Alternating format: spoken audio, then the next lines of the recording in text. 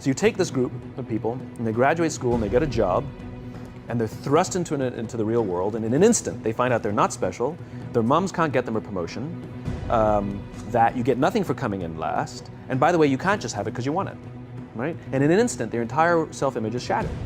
And so you have an entire generation that's growing up with lower self-esteem than previous generations. You may recognize him from a video that we did together that literally broke the internet, where he answers the now infamous millennials question. I have yet to give a speech or have a meeting where somebody doesn't ask me the millennial question. What's the millennial question? Apparently millennials as a generation, which is a group of people who were born approximately 1984 and after, are tough to manage.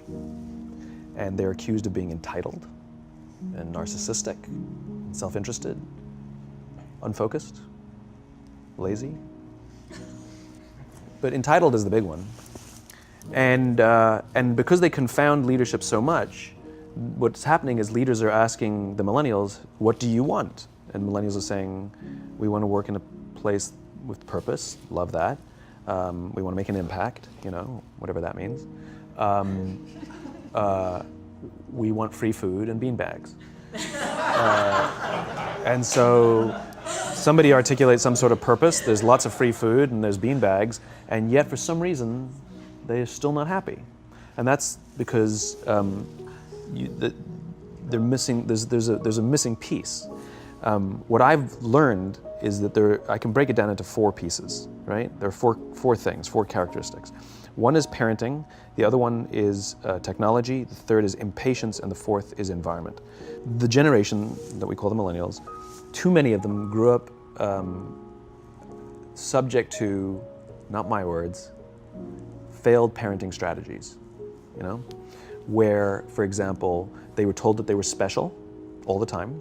They were told that they could have anything they want in life, just because they want it, right?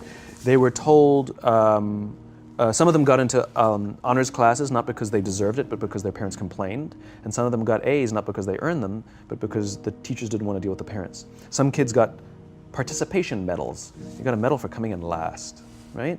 Which the science we know is pretty clear, which is it devalues the medal and the reward for those who actually work hard. And it actually makes the person who comes in last feel embarrassed because they know they didn't deserve it, so it actually makes them feel worse, right?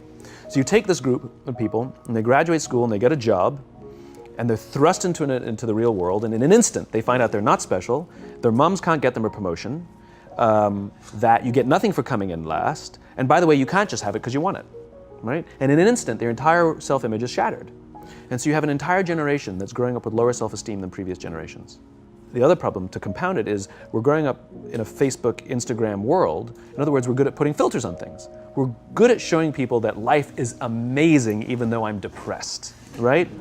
And so everybody sounds tough, and everybody sounds like they got it all figured out. And the reality is there's very little toughness, and most people don't have it figured out. And so when the more senior people say, well, what should we do? They sound like, this is what you gotta do.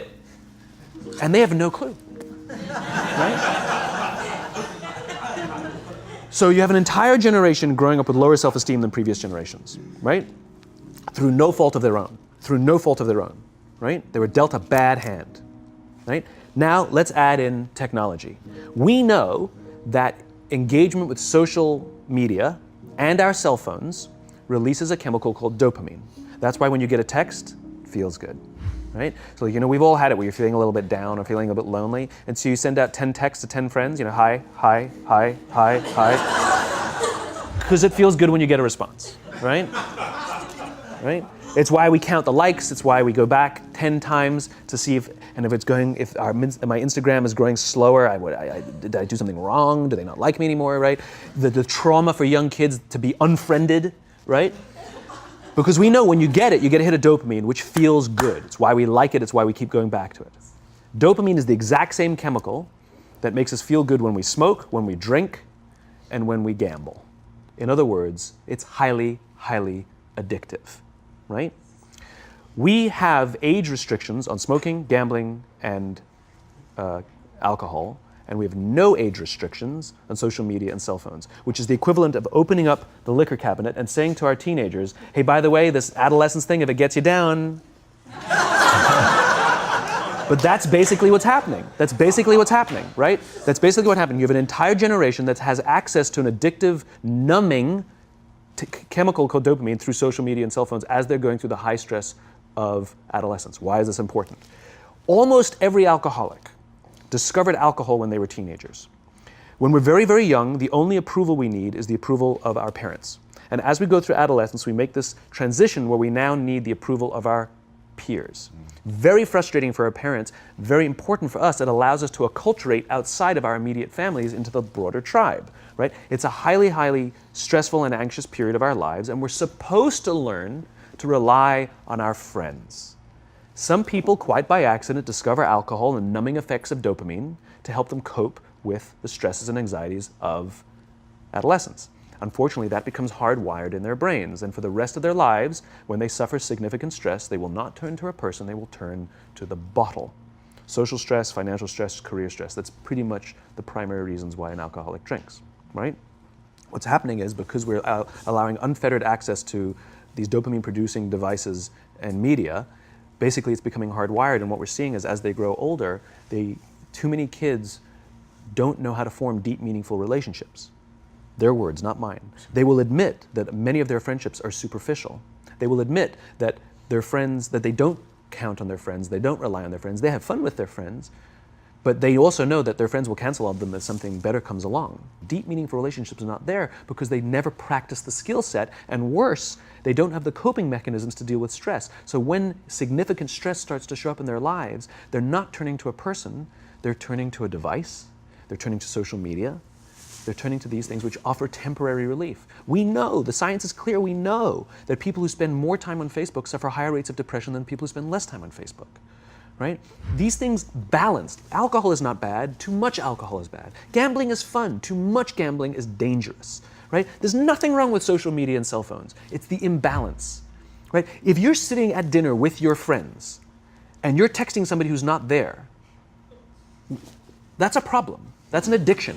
If you're sitting in a meeting with people you're supposed to be listening to and speaking, and you put your phone on the table, face up or face down, I don't care, that sends a subconscious message to the room that you're just not that important to me right now, right? That's what happens. And the fact that you cannot put it away is because you are addicted, right? If you wake up and you check your phone before you say good morning to your girlfriend, boyfriend, or spouse, you have an addiction. And like all addiction, in time, it'll destroy relationships, it'll cost time, and it'll cost money, and it'll make your life worse, right? So you have a generation growing up with lower self-esteem that doesn't have the coping mechanisms to deal with stress, right? Now you add in the sense of impatience, right? They've grown up in a world of instant gratification. You want to buy something, you go on Amazon, it arrives the next day. You want to watch a movie? Log on and watch a movie. You don't check movie times. You want to watch a TV show? Binge. You don't even have to wait week to week to week, right? I know people who skip seasons just so they can binge at the end of the season, right? Instant gratification. You want to go on a date? You don't even have to learn how to be like, hey. You don't even have to learn and practice that skill. You don't have to be the uncomfortable one who says yes when you mean no and says no when you mean no, but yes when you... You don't have to swipe right. Bang, I'm a stud. Right? You don't have to learn the social coping mechanisms, right? Everything you want, you can have instantaneously. Everything you want, instant gratification, except job satisfaction and strength of relationships. There ain't no app for that. They are slow, meandering, uncomfortable, messy processes. And so I keep meeting these wonderful, fantastic, idealistic, hardworking, smart kids. They've just graduated school. They're in their entry-level job. I sit down with them and I go, how's it going? They go, I think I'm going to quit. I'm like, why? They're like, I'm not making an impact. I'm like, you've been here 8 months. You know? It's as if they're standing at the foot of a mountain and they have this abstract concept called impact that they want to have in the world, which is the summit. What they don't see is the mountain. I don't care if you go up the mountain quickly or slowly, but there's still a mountain. And so what this young generation needs to learn is patience. That some things that really, really matter, like love, or job fulfillment, joy, love of life, self-confidence, a skill set, any of these things, all of these things take time.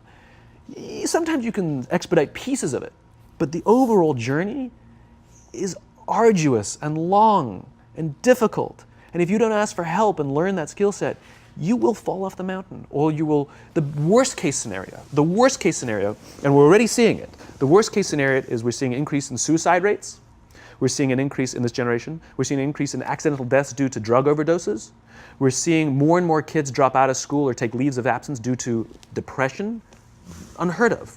These are all, this is really bad. The best case scenario, those are all bad cases, right? The best case scenario is you'll have an entire population growing up and going through life and just never really finding joy. They'll never really find deep fulfillment in work or in life. They'll just waft through life and it'll be just, it's fine. How's your job? It's fine. It's the same as yesterday. How's your relationship? It's fine.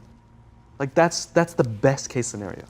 Which leads me to the fourth point, which is environment, which is we're taking this amazing group of young, fantastic kids who are just dealt a bad hand. It's no fault of their own. And we put them in corporate environments that care more about the numbers than they do about the kids. They care more about the short-term gains than the long-term life of this young human being.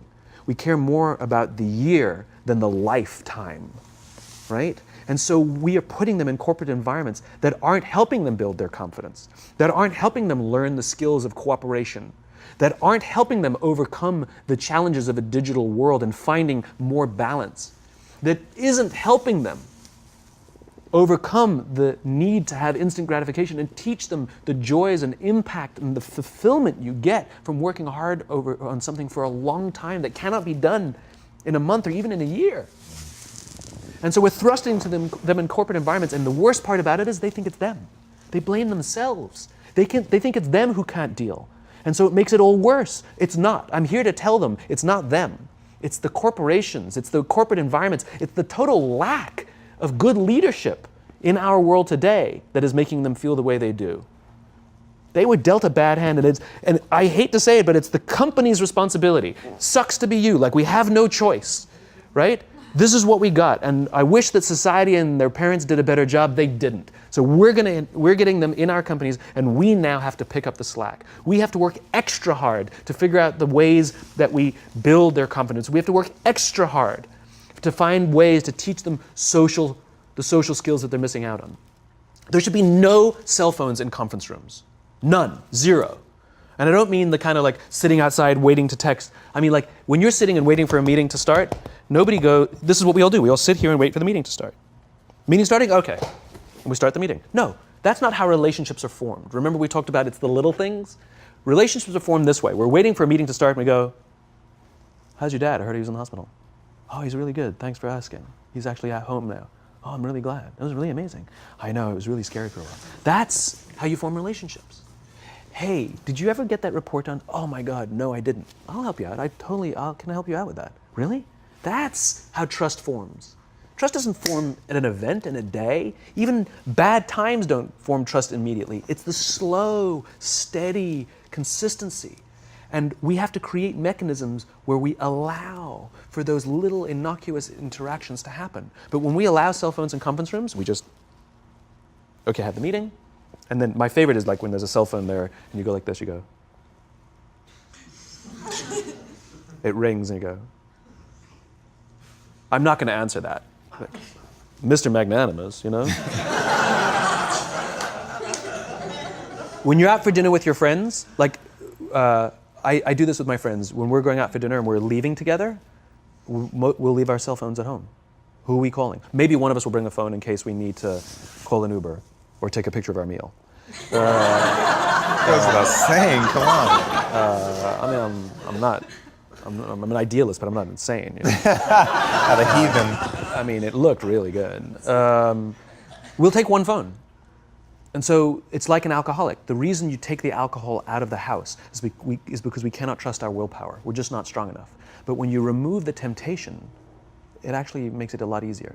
And so when you just say, don't check your phone, people literally will go like this. And somebody will go to the bathroom, and what's the first thing we do? Grab the phone. Because I wouldn't want to look around the restaurant for a minute and a half, you know? But if you don't have the phone, you just kind of enjoy the world. And that's where ideas happen. The constant engagement is not where you have innovation and ideas. Ideas happen when our minds wander and we go, and you see something, I bet they could do that. That's called innovation, right? But we're taking away all those little moments, right? You should not, and none of us should charge our phones by our beds. We should be charging our phones in the living rooms, right? Remove the temptation. You wake up in the middle of the night because you can't sleep, you won't check your phone, which makes it worse. But if it's in the living room, it's relaxed, it's fine.